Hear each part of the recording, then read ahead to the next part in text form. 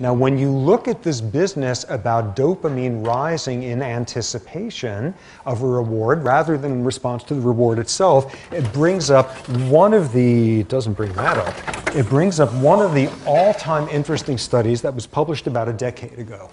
Okay, so the paradigm I described last week, you put on the light which tells the monkey that, okay, we're starting one of those sessions where if you press the levers adequately, you will get a reward. And they now carry out this behavior. And as a result, they get the reward here. And as we saw, dopamine doesn't go up after the reward. It goes up at this point. This is the, I know how to do this. This is going to be great. This is terrific. Here's where you get the rise in dopamine. This is not only the anticipation, but if you don't have this rise, you don't get the behavior, the goal-directed behavior. Now, in this brilliant study, what they did was transition from a paradigm where, okay, the monkey presses the lever 10 times and gets the reward.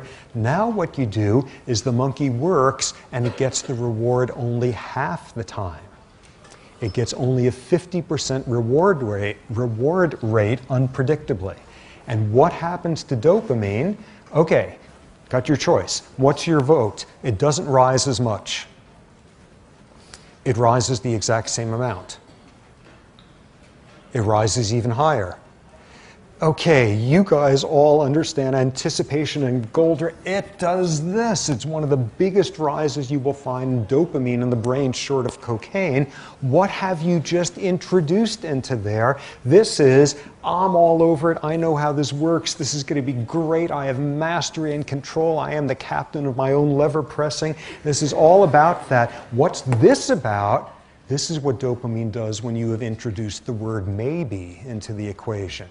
And that is incredibly reinforcing. And people will work like mad in contexts of maybe, far more so than when they work in contexts of certainty. Psychologists have known this forever. This is intermittent reinforcement. You never get more behavior out of an organism than when you have introduced a maybe into it. And part of the brilliance of this study was what they then did. Now animals either got reward 25% of the time or 75% of the time. On a certain level, these are diametrically opposite manipulations. In one, you're getting more rewards, and the other, you're getting less. What's the thing they have in common? They both had smaller maybes than the 50% version, and what you see is it would look like this. 100%, 25 or 75, 50% maximizing the maybe. And one of the most brilliant things that various social engineers do with humans is convince people that there's a 50% maybe when it is not 50% in the slightest. That's what Las Vegas is about. That's an entire world of very smart psychologists making people think in circumstances where there's like 0.1% of a maybe going on there, that it's actually a 50%. And when you do that, you get dopamine like crazy and you get goal-directed behavior as a result. Really, really powerful.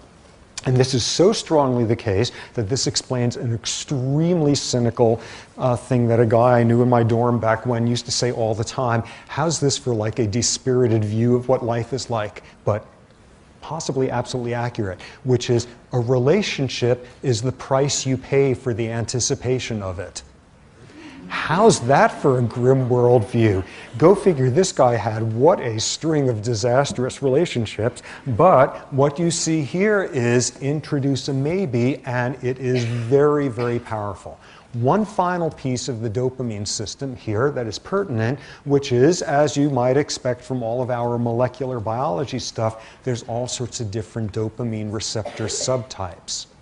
And two of them are pertinent to this world of sexual behavior and reward, what is called shockingly, the D1 dopamine receptor and the D2 dopamine receptor.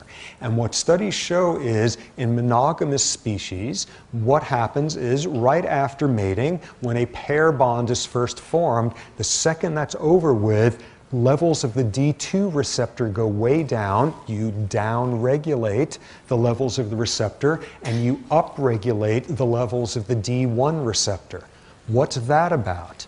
If you drive down the D2 levels before they even mate, they don't form a pair bond.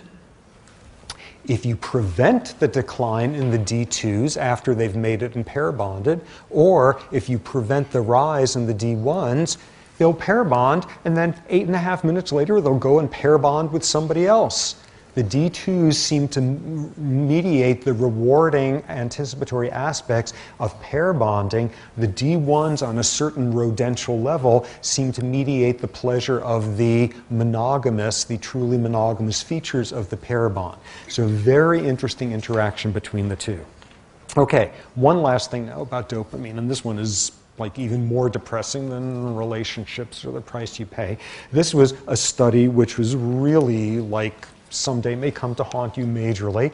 And in this study, what they did, it was another one of those brain imaging study ones. And what they did was they took people in two categories. In both cases, these are people who had found their beloved.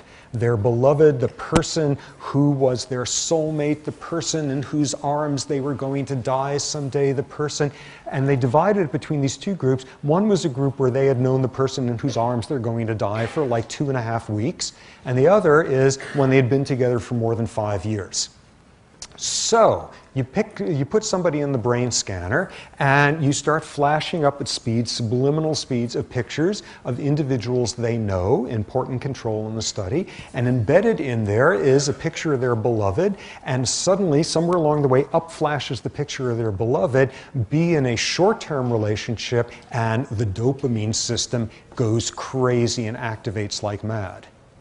Now you come back 5 years later into that same relationship with the beloved, and you do the exact same thing, and you flash up their picture, and the dopamine system doesn't activate. What activates instead was that anterior cingulate thing we heard about on Friday, having to do with empathy and comfort and all of that. In other words, what we see here is the neurochemical transition from one's beloved from causing like your blood to run scalding hot to your beloved being like a comfortable old armchair. This is one depressing study. So let's take a 5-minute break to contemplate that one.